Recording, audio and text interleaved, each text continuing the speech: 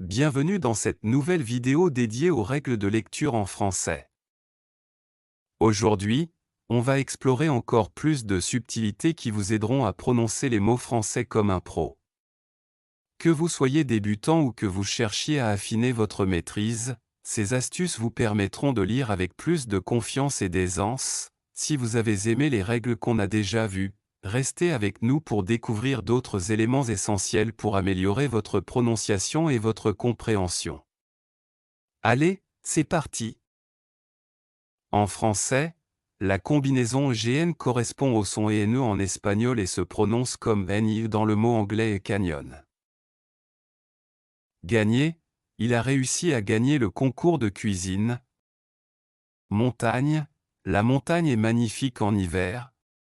Compagne, il a voyagé avec sa compagne. Cygne, le cygne glisse gracieusement sur le lac. Champagne, le champagne est une boisson très appréciée. En français, la prononciation du double LL peut varier en fonction du mot. Il peut se prononcer comme un L normal ou avoir un léger son I, J. LL prononcé comme L, ville, Paris est une belle ville. 1000, il a couru 1 000 en un temps record. Tranquille, j'aime les endroits tranquilles pour lire. Million, il a gagné 1 million à la loterie. Milliard, cette entreprise vaut plusieurs milliards de dollars. LL prononcé avec un léger son I, J. Fille, ma fille adore les animaux. Vanille, j'adore la glace à la vanille. Famille, j'aime passer du temps avec ma famille. En français, les mots se terminant par ey et aïe ont des sons spécifiques. Les mots se terminant par ey se prononcent comme ey. Les mots se terminant par aïe se prononcent comme i ou aïe en anglais. Ey, prononcé comme ey. Marseille, Marseille est une ville magnifique au bord de la mer. Bouteille, j'ai acheté une bouteille d'eau. Aïe, prononcé comme i-boub aïe. Travail, il travaille dur tous les jours. Bataille, la bataille était difficile.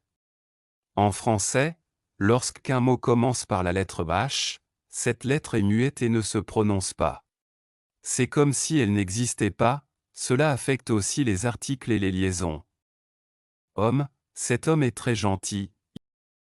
Histoire, son histoire est fascinante. En français, lorsque vous rencontrez une combinaison, th, dans un mot d'origine étrangère, comme l'anglais, il faut simplement prononcer t et ignorer complètement le h. Cette règle simplifie la prononciation en français. Mathématiques, j'étudie les mathématiques à l'université. Thé, je prends une tasse de thé chaque matin. En français, les mots se terminant par œil ou œil ont une prononciation particulière, où la terminaison produit un léger son i, j. Écureuil, l'écureuil grimpe à l'arbre. Accueil, l'accueil à l'hôtel était chaleureux. Feuille, la feuille est tombée de l'arbre. Portefeuille, mon portefeuille contient mes cartes de crédit.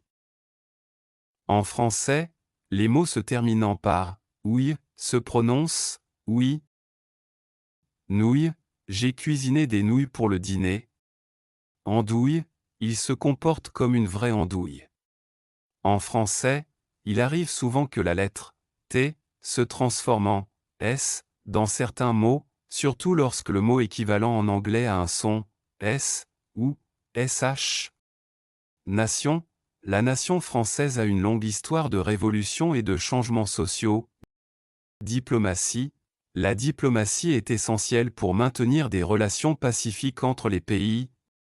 Démocratie, la démocratie permet aux citoyens de participer activement à la vie politique. En revanche, si le mot anglais équivalent ne contient pas de son S ou SH, la lettre T reste inchangée en français. Acte, il a commis un acte de bravoure en sauvant cette personne. En français, la lettre B peut sonner comme P lorsqu'elle est suivie des lettres S ou T. Observation, l'observation des étoiles est une activité fascinante.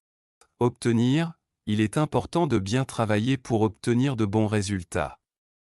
Merci d'avoir regardé cette vidéo, j'espère que vous avez trouvé ces règles de lecture en français utiles et intéressantes. N'oubliez pas de vous abonner à la chaîne pour ne rien manquer des prochaines leçons. Si vous avez des questions ou des suggestions, laissez-les en commentaire, je serai ravi de vous répondre.